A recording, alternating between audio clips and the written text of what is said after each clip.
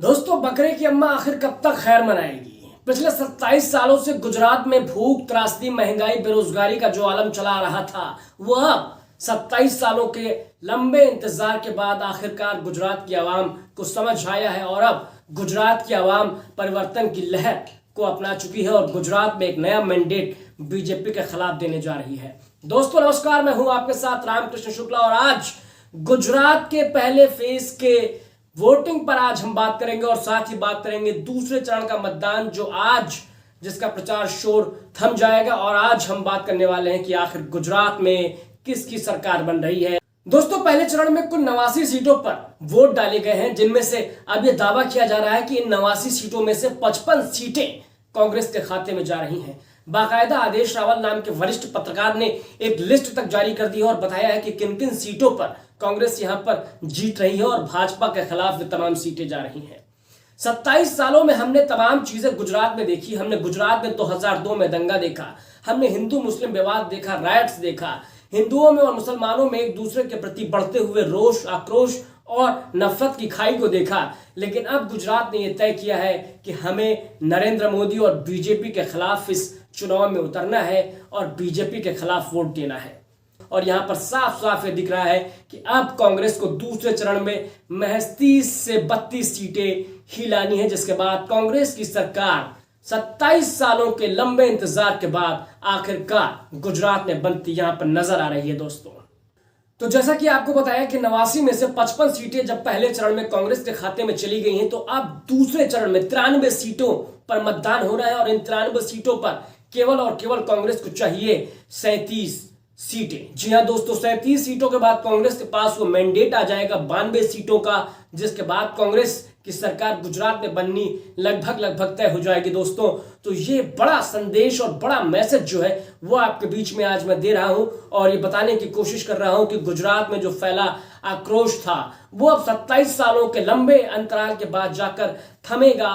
तो दोस्तों, 27 सालों से जो जन आक्रोश गुजरात की आवाम के बीच में फैला रहा वो अब 2022 के गुजरात विधानसभा चुनाव में सामने आ रहा है। पहले फेज के इलेक्शन के दौरान हमने वोटिंग के दौरान जाना कि 89 में से 55 सीटें जो हैं वो सीधे तौर पर कांग्रेस के खाते में जा रही हैं और अब बची हैं 37 सीटें कांग्रेस के लिए। अगर बहुमत की सरकार कांग्रेस को बनानी है तो महज 37 सीटें अब चाहिए दूसरे चरण के गुजरात मतदान के दौरान। तो 93 सीटों पर यह मतदान होना है, जिनमें से 37 सीटों की दरकार कांग्रेस को बहुमत की सरकार बनाने के लिए और 27 सालों का सूखा कांग्रेस का गुजरात में खत्म हो जाएगा। और इसका बहुत ज्यादा श्रेय जो है वो राहुल गांधी की भारत जोड़ो यात्रा को भी देना होगा दोस्तों, क्योंकि जिस तरीके से पिछले 80-82 दिनों से राहुल गांधी देश के अलग अलग राज्यों में घूम घूम कर भारत के लोगों को जोड़ने के लिए ये यात्रा निकाल रहे हैं, उसका ही नतीजा है कि आज परिवर्तन की लहर जो है गुजरात में पूरी तरीके से व्याप्त हो चुकी है। लोगों में यह मैसेज गया है कि दरअसल कांग्रेस ही उनके लिए ऐसी पार्टी है जो महंगाई, बेरोजगारी और इन तमाम मुद्दों पर उसके साथ खड़ी हुई।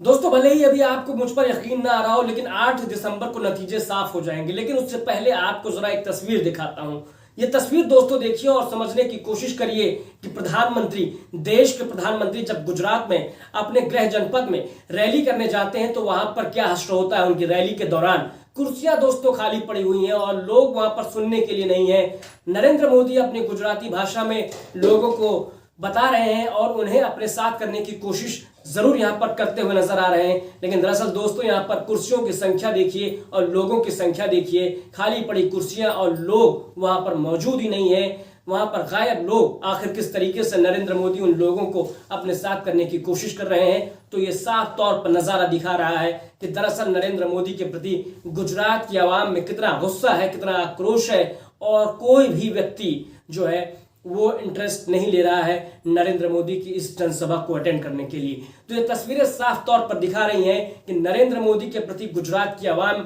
में कितना ज्यादा आक्रोश अब व्याप्त हो चुका है। पिछले 10 सालों से, यानी कि पिछले करीब 8 सालों से नरेंद्र मोदी केंद्र की सत्ता में विराजमान है और 27 सालों से गुजरात में बीजेपी की सरकार है। तो अब आखिरकार वो समय आ गया है जब गुजरात में बीजेपी का सफाया होने जा रहा है और एक दफा फिर उस पार्टी का उदय होने वाला है जिसे हम हाशिए पर समझते आ रहे हैं पिछले 8 सालों से, यानी कि 2014 के बाद। तो कांग्रेस वो पार्टी होने वाली है जो अब गुजरात में एक दफा फिर 2022 में सरकार बनाती हुई नजर आ रही है। तो फिलहाल 8 दिसंबर को नतीजे सामने आएंगे, उससे पहले 5 दिसंबर को जो है वो दूसरे फेज का मतदान होना है। और आज जो है दूसरे चरण के लिए वो चुनावी शोर, प्रचार का शोर थम जाएगा और आप देख पाएंगे 8 दिसंबर को कि आखिर नतीजे किस तरफ जा रहे हैं।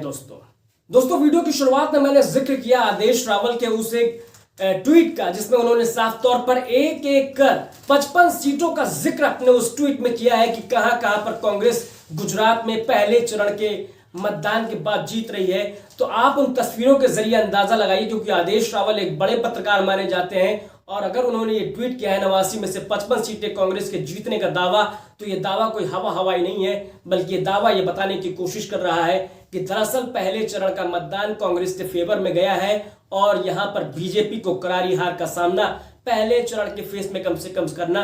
जरूर पड़ सकता है। दोस्तों ये डेटा आपको गोदी मीडिया नहीं दिखाएगा, वो इसलिए क्योंकि गोदी मीडिया आज पूरी तरीके से पैसे लेकर चाटुकारिता में लिप्त है। हाल ही में हमने देखा कि किस तरीके से एक चैनल का पत्रकार इस्तीफा दे देता है, क्योंकि जब उस पत्रकार को खरीदने में वो नाकाम रहते हैं, एक पार्टी और एक सत्ता, तो फिर क्या किया जाता है कि एक कारोबारी के जरिए, यानी कि अडानी उस कारोबारी का नाम है, तो उस कारोबारी के जरिए अप्रत्यक्ष तौर पर एक चैनल को खरीद लिया जाता है जब वो पत्रकार बिकने को तैयार नहीं होता है।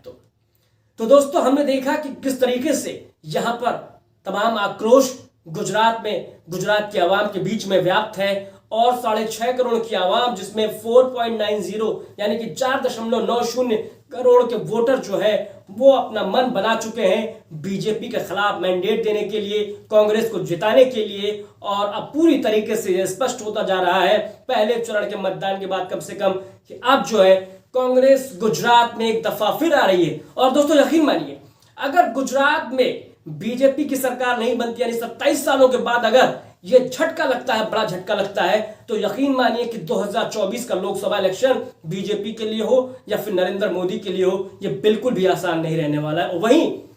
ये एक उगता हुआ सूरज होगा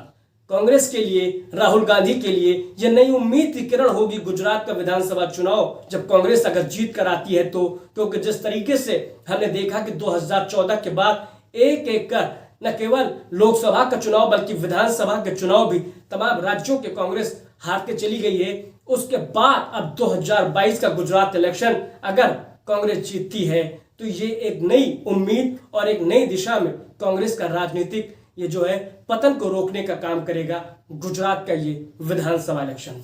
फिलहाल दोस्तों 8 दिसंबर के नतीजों का इंतजार है, लेकिन उससे पहले आप 5 दिसंबर कि जब मतदान हो जाएंगे तब भी हम आपके सामने हाजिर होंगे और पूरी की पूरी रिपोर्ट आपके सामने बताएंगे कि आखिर किसकी बन रही है गुजरात में सरकार और किसके सिर बंधेगा ताज। फिलहाल के लिए दोस्तों नमस्कार।